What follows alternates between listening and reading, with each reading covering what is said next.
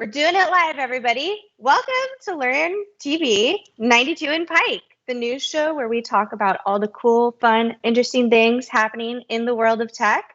I'm Chloe Condon. I'm here with my co-host, Brandon Minnick. Hello, Brandon. Hey, Chloe. So good to see you again. And we have a special guest today. Today's guest is Bianca Vasquez. Welcome, Bianca. Hello.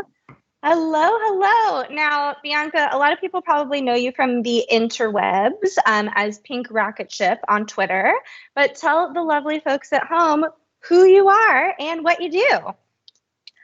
So I'm a student studying mechanical engineering, born and raised here in LA. I do a lot of things. I'm kind of all over the place. But currently I'm running my own organization called Society of Women in Space Exploration, trying to promote more women, diversity, and inclusion in the really awesome world of space. And I'm also interning at Lockheed Martin in their space division. So that's what I'm doing currently.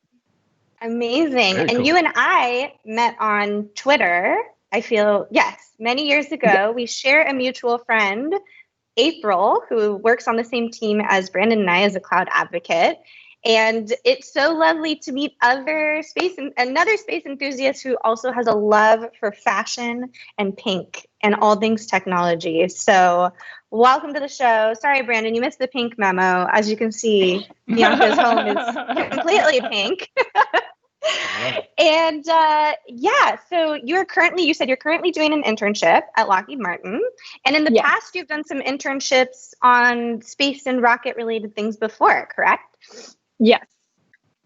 Amazing. So I thought it would be a really, really fun. We have a new segment today that we're going to try out, and it's called Two Truths and a Lie.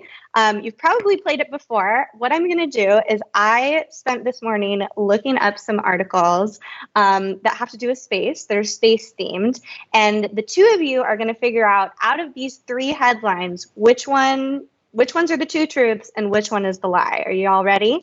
Ooh, Let's do this. Alrighty, I've got my handy dandy Hello Kitty notebook here, and I'm going to read them to y'all. All right, the first one is NASA seeks crowdsourced help designing a better moon toilet. That's number one. Number two, Lance Bass resumes space training.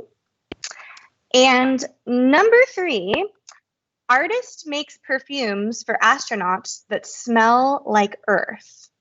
I'll repeat them again. Whoa. Try to find the lie. NASA seeks crowdsourced help designing a better moon toilet. Lance Bass resumes space training. Or artist makes perfumes for astronauts that smell like Earth. Brandon, what do you think? Ooh, this is tough because knowing Chloe, it's not surprising to have a Lance Bass headline in there. Exactly. But at the same time, if you've tuned into the show before, you know we bring up O-Town often. We are big fans of boy bands. And as somebody from Orlando, I feel a very strong connection to all of them. But at the same time, Lance Bass was training to go into space.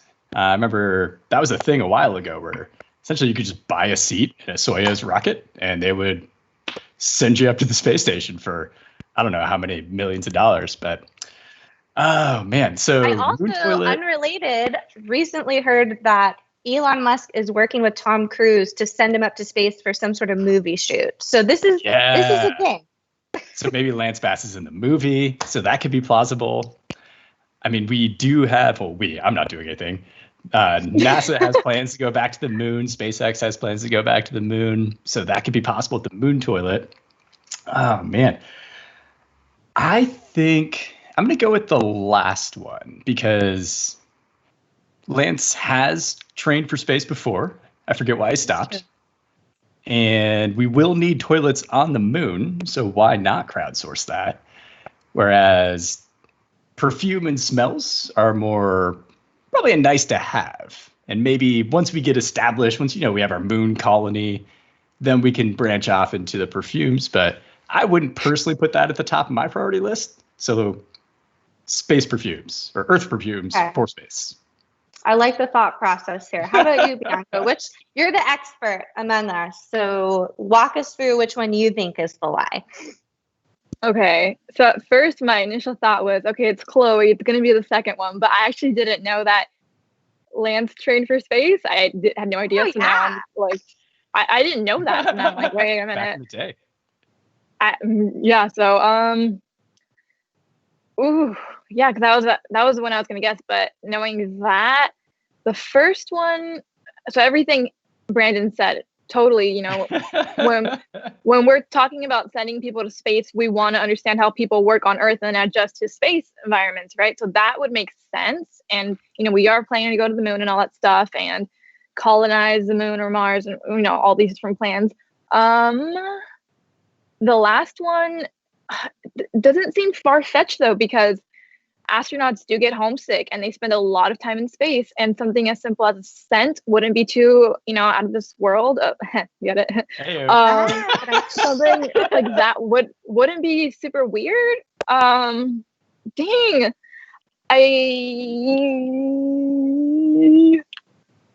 I did a good job with you. You did. I'm gonna go with the second one and just assume that he did train for space, but he's not continuing it. Like, and that's what I'm gonna go with. Okay, y'all fell for it because the Lance one is fake. Lance did go to the moon, or was training to go there, but actually the crowdsourced toilets is true. And also the perfumes are also true. So actually, Bianca, you guessed that. Yeah, you got it right. Oh, yes. Okay. Good job. Wow. See, you're the expert. Just validated myself right now. I feel so good. I'm gonna walk. Also, I love that you had not heard that Lance Bass had gone to space before, but both of you assumed it was me because of my love for boy bands and all things of the 90s. But yeah, Lance Bass actually did train for quite a while, I think, to go through the whole space program. He had gone to space camp as a kid. So when I found these two articles about crowdsourcing a toilet, I think I found that one on Mashable, and then the astronauts with perfume smelling like the Earth by this artist, I was like, okay, I got to think of what is space thing. So you totally picked up on my train of thought. Good job, y'all. You should have gone with your gut, Brandon. What does Earth smell like? Or is it smells from the Earth like forest and ocean? Great question. I'd imagine naturey smells, air freshener type. I've heard space smells like burnt meat. So what this article says here is Anne Liu, an MIT Media Lab grad, missed her husband so much that she made a perfume that smells like him. Now she's using her gift with smell to help astronauts feel closer to Earth. So I guess maybe it's like human smell plus. It's a video that you can watch. I'll make sure to tweet it out. But good question. Human smell. Yes, it depends on the human, but that could get kind of smelly. Alrighty, so now we're going to go to our section, recap of the week. So this is kind of our section where we talk about what we've been working on, something interesting that we saw this week, maybe a tweet or something that really sparked our interest. Brandon, do you have any that made you particularly giggle or get interested, or maybe there's something you're working on this week? I mean, so many things. So as a mobile app developer, I love it when new versions of iOS, new versions of Android come out. And this week was Apple's WWDC, their Worldwide Developer Conference, where they announced all the cool things that are coming in iOS 14. And, I mean, so many cool things, like the fact you'll be able to arrange your home screen, put widgets there.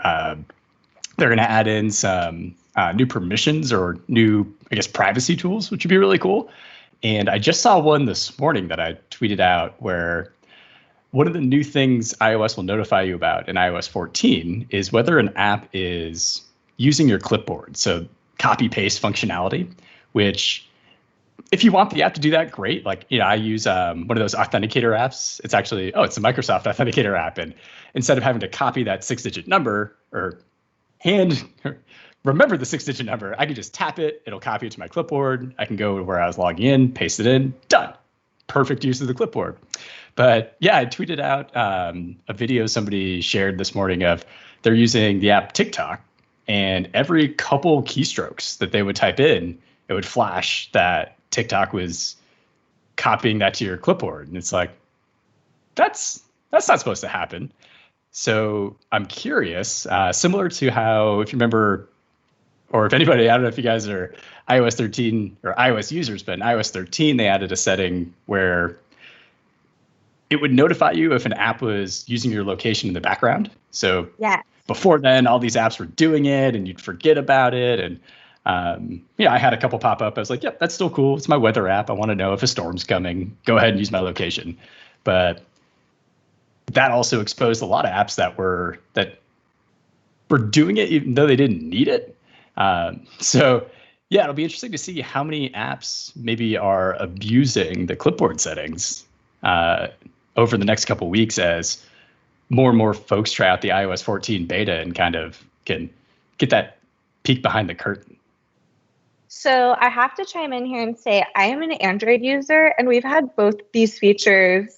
Like, there were a lot of very angry Android devs, because my boyfriend is one of them, being like, wait a second, we had all these widgets and stuff beforehand. And so it's kind of funny because I was an iPhone user my entire life and switched to Android once I started dating my boyfriend, because we're an Android home over here. And so I'm the weirdo with the green messages when you text message me.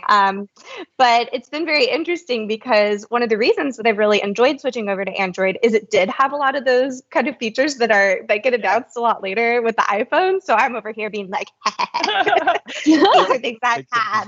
But I did enjoy tuning into the announcements. It was really cool to see all the fun stuff. I mean, because I do use a Mac. I'm a Microsoft girl with a Mac. So yeah. I mean, another cool one that also is started in Android is, I forget what Apple's calling it, but the ability to not necessarily have to download an app to use it. And so like if you need to make a payment at Starbucks, well, right now you'd have to go to the App Store, download the Starbucks app, log in, add your payment info. Well, they're going to make these basically give you the ability to just kind of scan a QR code, or maybe it uses NFC. I forget how the demo worked, but yeah, at Starbucks, you'll just be able to tap your phone against something and it'll bring up a small little version of the app that'll say, pay for your coffee. And that'll be huge, because as a mobile developer, that's a huge hurdle to get past, is just people downloading your app. And so many times, like, I've shown folks my apps and they're like, wow, that's really cool. I'm like, yeah, you should download it and give it 5 stars. But they're like, okay, yeah, maybe. And then they just go on with their lives and forget about it. But here you can still interact with folks. You can still do things like paying for your coffee, or maybe you want to use it for the rental car services. And they're given the ability you can add your keys now to iOS. So if you have that like push button start baked into your car, you can do that with your phone now. So your phone's your wallet and your car keys. But I better hope no one steals my phone. Have access to my device. Everything in one place is nice, but also kind of scary. I know, okay. What if your battery dies? Yeah. You'll be able to drive home, or even call anybody to help them pick you up. Exactly. Yeah. How about you, Bianca? Anything exciting in the space world, or maybe from the recent launch? And while you do that, I'm going to bring something over to share, but I'm still listening.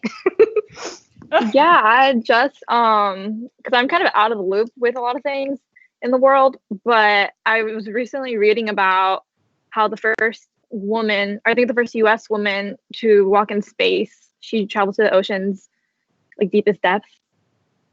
Ooh, right? French. Mm-hmm. Very cool. Was that for like a training thing or just for fun? I don't know. See if I could find. We're all pretty bored during the quarantine, so might as well go down to. But just imagine doing all these insanely cool things in your lifetime. Like, oh yeah, I was the first U.S. woman to walk in space. Oh, also I've been to the deepest part of the ocean. No big deal. What did you do during quarantine? Well, I will share. I'm super excited to see all of the awesome technology that's coming out around coronavirus, just like things that help people measure temperature or measure safety and things like that. And I know I've talked about it on the show before, but I've been doing a lot of fun hacking on my Misty robot here. And hi, Misty. She's not on right now. She's taking a little nap. But this week, Misty actually announced that they have temperature screening with Misty. So now your temperature screening doesn't have to be this like kind of dull experience where, you know, they either scan your forehead or you put it under your tongue. This sweet little robot can help you determine if you're in a safe measurement of temperature. So I'm working on a little project that I'll share a little bit later that kind of helps eliminate some of the awkwardness of COVID interactions with Misty. So now that she can do scan temperature, even better. Super excited for it. Yeah. All right. Any other special updates or reports? Otherwise, we'll go right into our 8-bit segment. So let's do it. Let's do it. Okay. I'm super excited because this time Brandon gets to join us for 8-bits, which is so exciting. He used to make little cameos and pop in, but now we've got a 3-person show here. We're moving up in the world. Look at All right. us. So if you're look at us. So if you're unfamiliar with 8-bits, it's our kind of mini version of Inside the Actor Studio, except it's for technologists. And we ask the same 7 questions each time with an 8th bonus question that's special for our guest. So I'll start with the first question, Bianca, which is, what is your earliest memory of technology? My earliest memory of technology is Microsoft Paint, using Windows 1998 in my mom's call center. She used to work in a call center, and I liked playing with computers more than toys. So very early on, I think I was like 3-4 years old, I was already, playing with computers. When I was writing, I was already typing. I just was so amazed by the fact that a box had so many possibilities, and that was like what 2000, like it was so long ago, and just see how far we've come. But to a kid, that was a lot. Yeah. What kind of art were you making in Paint? I'm so curious.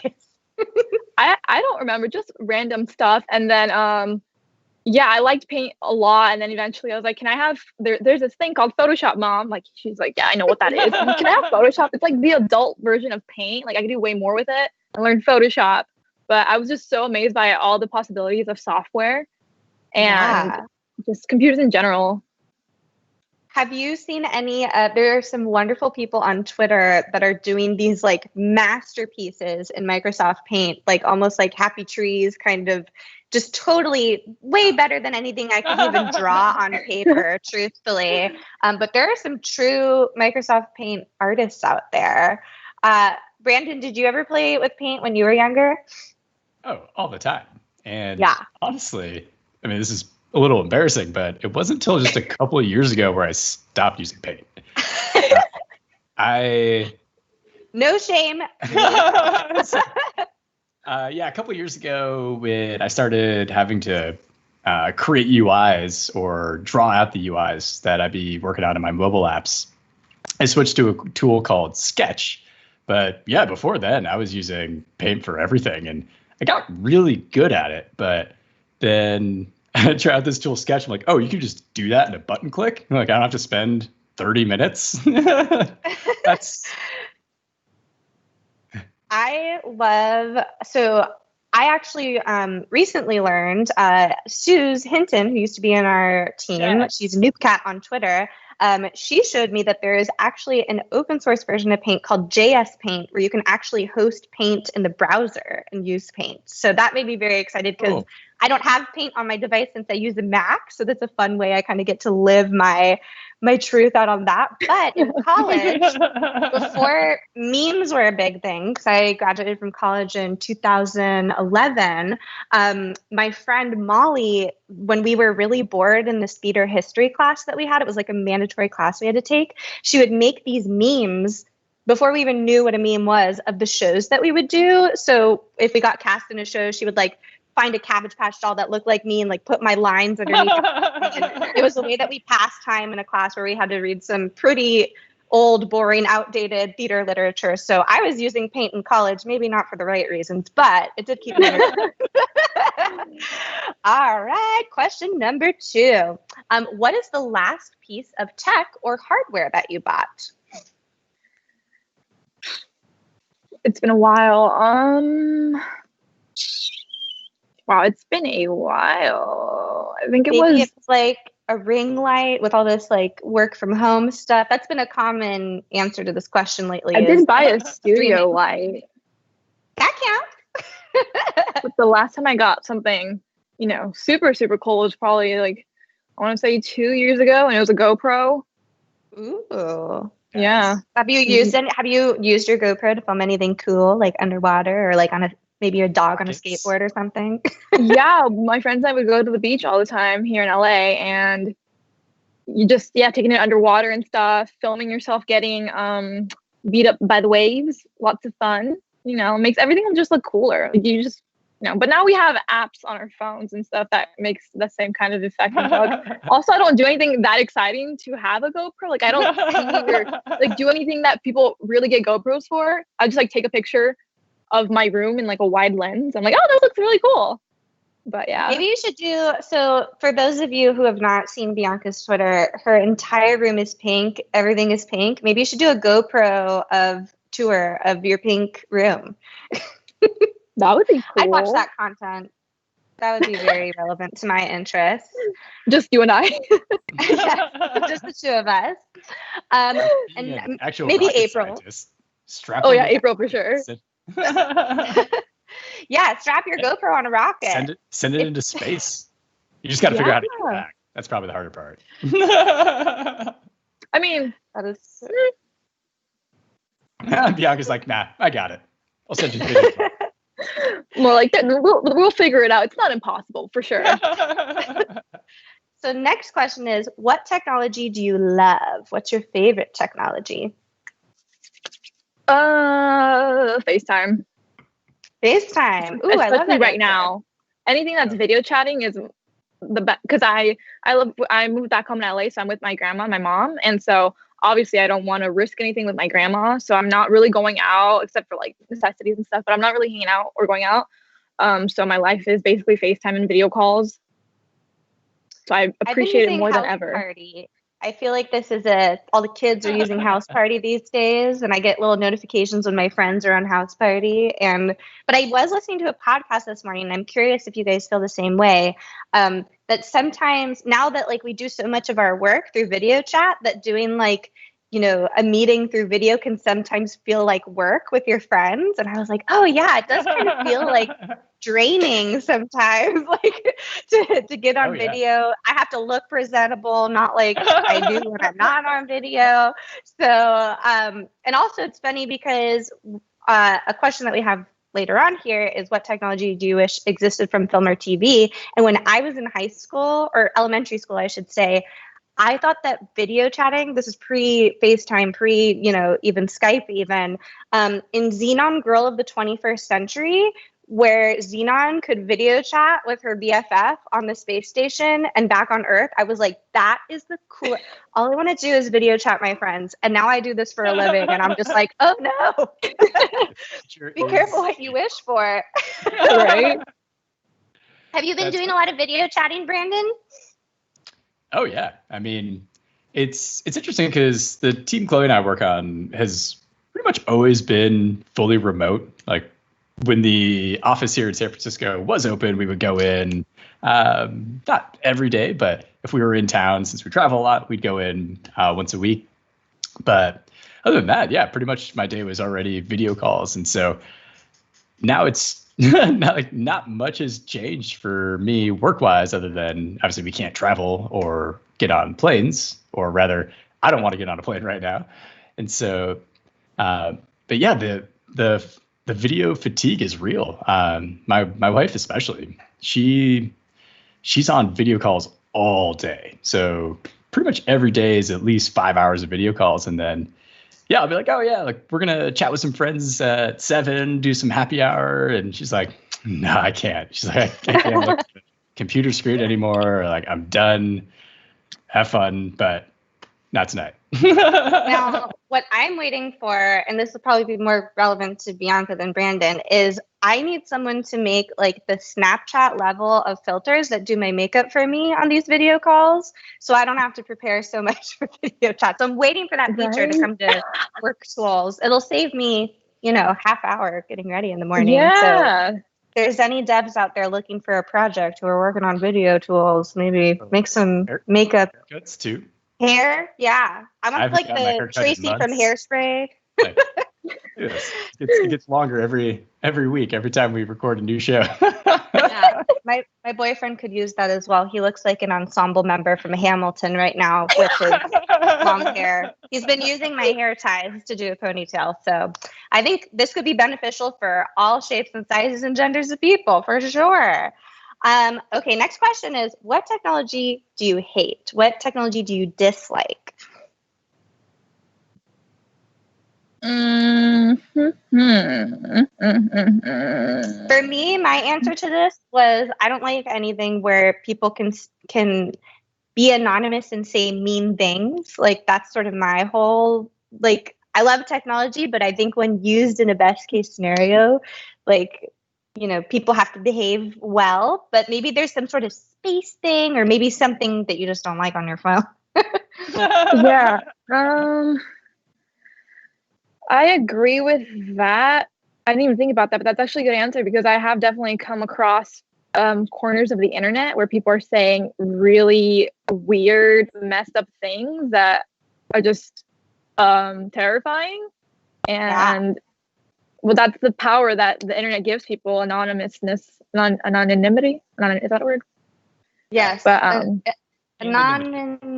The anonymity. So definitely, tech is very powerful, but a lot of people abuse that, and we don't want that. That's why I get so excited about like moderation tools. So we don't have to have like a human moderating everything, that we can, have technology that like scans things for like abusive behavior and stuff like that. Because with great power comes great responsibility. And if you're going to be anonymous while you do it, don't be a jerk. That's my motto.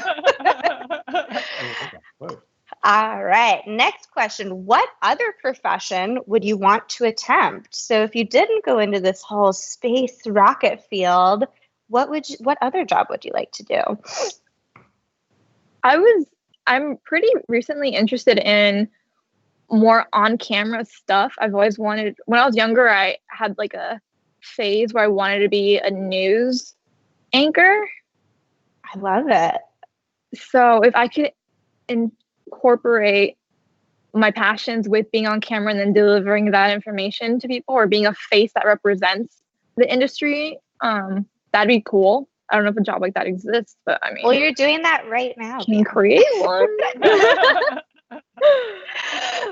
Yeah, I would totally watch a Space Today and Space show from Bianca live from her pink room. So we should talk. Or an engineer that works on roller coasters, because I played Roller Coaster Tycoon forever, and I think that is when I really got into engineering, because like, oh, like people do this for a job, and then there's physics involved and da da da. Yes. So yeah, being able to, oh my god, okay, no, I thought about it now. I've always, and I still would like this to happen, a Disney Imagineer. That's what I said for my answer. Yeah, and actually Brandon worked at Disneyland, or Disney World, I should say. But I was the same way. I love Roller Coaster Tycoon. I love all those games. And I saw a thread recently that was all about redesigning one of the Disney rides. And I thought, what a cool job to like create the magic that still, as a 30-year-old, when I go to theme parks, I'm still in awe of like flying over Peter Pan and knowing underneath me at E.T. and Peter Pan and whatnot that it's actually just little twinkling lights under a black piece of film. But to me, I'm flying. And the animatronics, they're so realistic. Yes. Yeah. I don't know how many times I have to ride Pirates of the Caribbean to get it in my head that these are not actual people, because it's so real. And I'm the one on the edge of the boat just being like, trying to see the details, like this isn't real. I know it. Yeah, it's kind of crazy how Johnny real Depp they've got this episode. Yes, yeah. We were talking about how Johnny Depp used to sneak in and people really couldn't tell the difference because the newer animatronics are so realistic. So realistic. I think that's why I have such an obsession with robots, because the idea, like, I love, I don't know if y'all have been to the Star Wars land yet at Disneyland, but they have this little robot DJ who I believe is from one of the other Tomorrowland rides that they moved over there, but he interacts and talks with everyone, and he's a robot, but he's so expressive. And I think that's so magical when you're able to make like piles of metal and plastic look like a living, breathing thing. It's so, so cool. I spent what was that? Yeah, and just making these movies come to life where they look just like in the movies, right? Because then all the kids are like, whoa. And I mean, we're like, whoa. Yeah. Pro tip: if you get if you get bored during shelter in place, I spent the first 2 weeks of quarantine just watching Disneyland and Disney World ride videos because they like make it feel like you're on the ride. But a really fascinating thing is there's a lot of rides that don't exist anymore, that have been taken out or like changed or whatever. So I love to see like how different rides have turned into different things, like Mickey and Minnie's Railway. Used to be the Hollywood train ride at Disney World, and kind of seeing what pieces they bring from it. So there's some fun magic on these theme park rides. I can't wait to go on a theme park ride again. I know. What's your favorite ride at Disneyland? Ooh, that's a tough question. Space Mountain. Space Mountain's great. Worked on Space Mountain. That's fun. Yeah. Wait, what? See how the magic gets made. So I should probably fill you in. So this is when I interned at Disney in their engineering, I guess, division. And so the summer I was working there, this would have been 2009.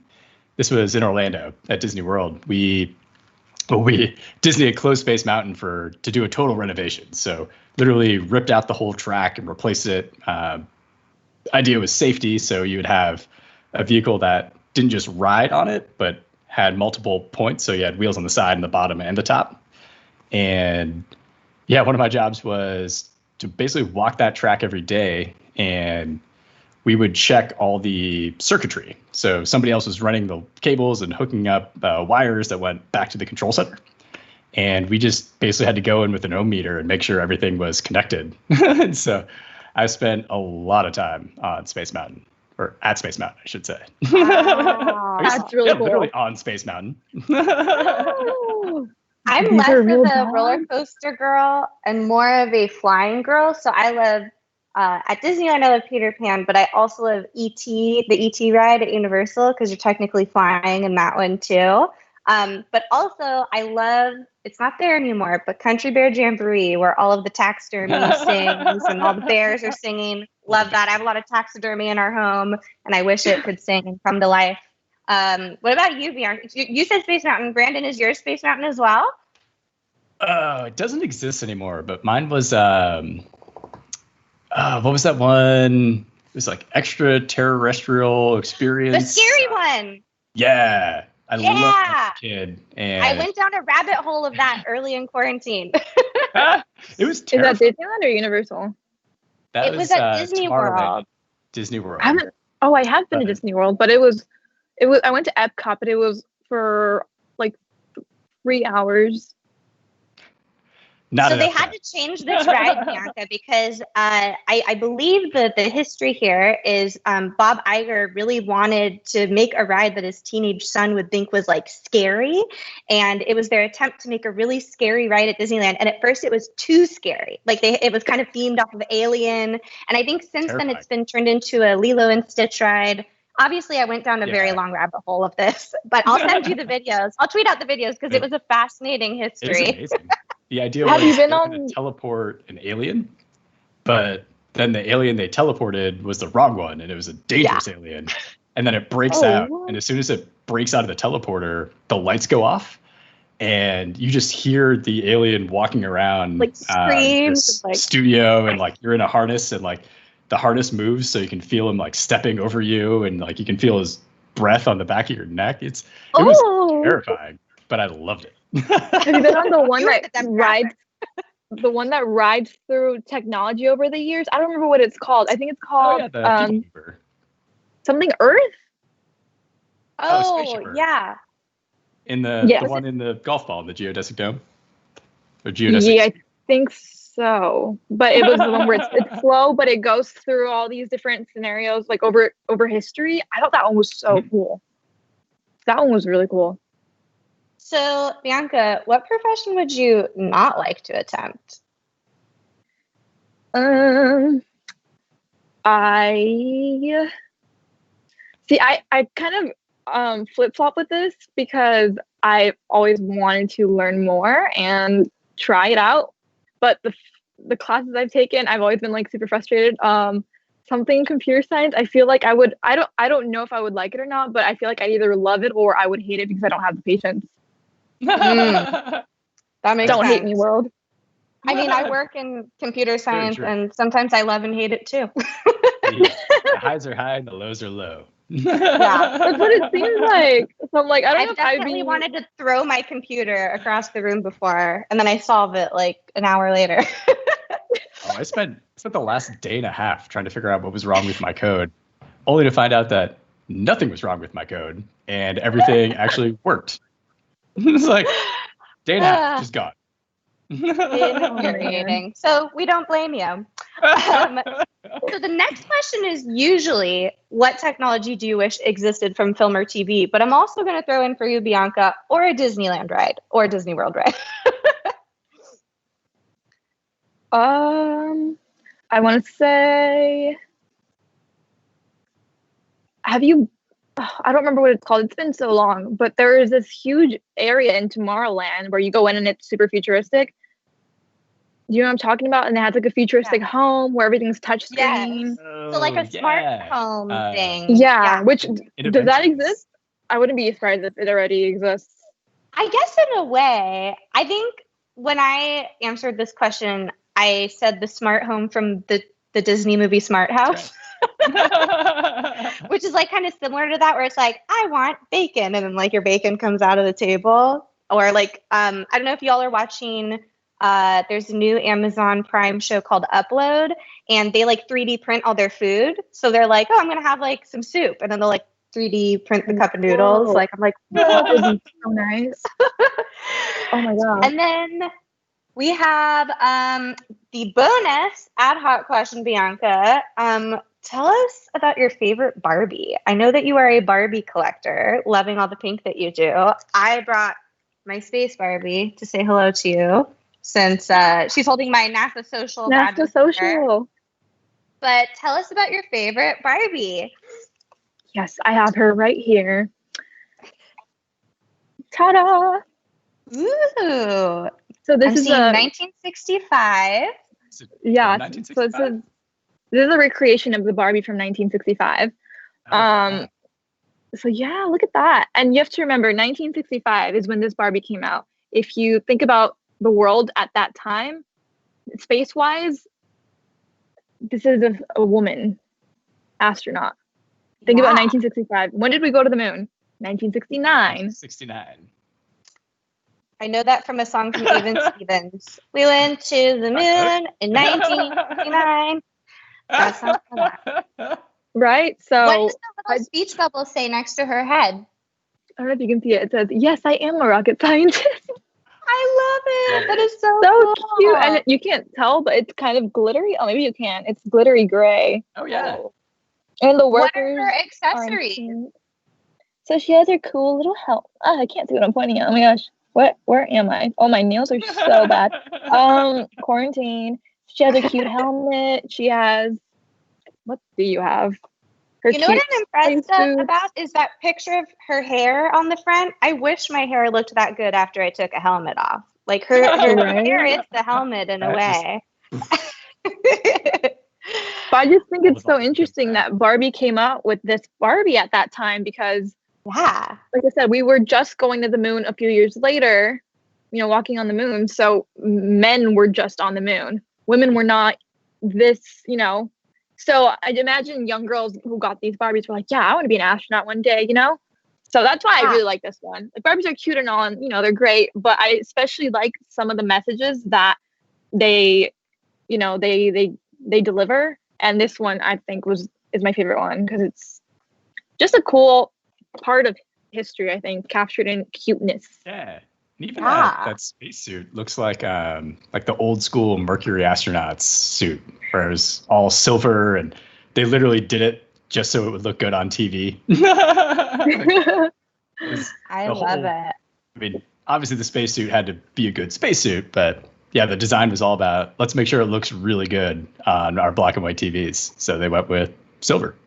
Yeah, and I like the little blurb they have. Barbie isn't just another pretty face. This doll has held more than 80 challenging careers and excelled in every one. Yes, she was a rocket scientist taking us to new fashion heights while firmly placing her stilettos on the moon. I love this is that. The content we crave. Is yours wearing stilettos? Mine's got these moon boots. I can't see. They look like boots. Probably not so practical, but I'm sure she'll take her stilettos. Yeah. Oh, man. Well, that was 8-bits, y'all. Thank you, Bianca, for that little 8-bit treat. I'm so excited to learn that your alternate career is also an Imagineer. We're twinsies, obviously. So we're going to close up. We have about 5 minutes left here. But this is sort of our section where we plug what we're learning and what we're doing. So, Brandon, first of all, where can people find you on the interwebs? And is there anything you want to share that you're working on? Absolutely. You can find me on Twitter. My handle is The Code Traveler because I love to write code and I love to travel. Or you can check me out at codetraveler.io. But yeah, I want to take this opportunity just to give a shout out to everybody because we've talked about an app that I recently pushed to the App Store called Git Trends. It's a way you can monitor your GitHub repos. And so for somebody like me that has and contributes to a bunch of open source repos, I love it because I can keep track of how many people are viewing, cloning, which ones are active. But yeah, this last week has just been overwhelming in the best way possible because so many folks have contributed from the community. And it all started with a friend of mine, Carrie. I was on his podcast, Dev Talk. So if you're a .NET developer, check out Dev Talk, hosted by Carrie Lothrop. But he mentioned that he lives in Germany, and wouldn't it be cool if the app was in German? I said, sure. If you want to write the code and send me a pull request, we'll add German. And then it snowballed, and now I've added in, well, I didn't do anything. The community added in Spanish, Portuguese, Russian. We've got German. We've got more coming with Bosnian, Greek, Norwegian. The beauty Dutch of open source. It's amazing. Amazing. Yeah. And so just thank you to everybody for contributing. And if you also are a developer out there that speaks multiple languages, go to GitTrends, GITTRENDS.com, and open up a feature request, and we'll add in your language as well. I would love to have as many languages as possible. Yay! And how about you, Bianca? Where can people find you on the interwebs? My Twitter and my Instagram are both at Pink Rocket Ship. And yeah, that's all She's I use. got great content. I love it. I DM her all the pink, cute stuff that I find on the internet all the time. For myself, I'm super excited that I'm going to be speaking at Powerful Devs Conference, which a teammate of mine is putting on. I'm going to be talking about how to make AI and ML feel less like sci-fi. So kind of in the theme of what we were talking about earlier, and making it more accessible for people who maybe have beginner coding skills or just don't know where to start. And if you want to get a head start on that, you can go to aka.ms/powerfun with Chloe. And I will share that on Twitter as well. And I'm just so excited, Bianca. Thank you so much for coming to join us today and spreading the good word of everything rocket and pink and sparkly and wonderful. I think what you're doing out there is amazing. And we have yet to come up with a sign off for this show, Brandon. We got to think of a good one. So maybe we should do like a space themed one this time. We'll do, what's a good sign off for us, Bianca? We'll do Good Night Moon. Buzz Lightyear. Live long, Live long, prosper, have fun with Microsoft Paint.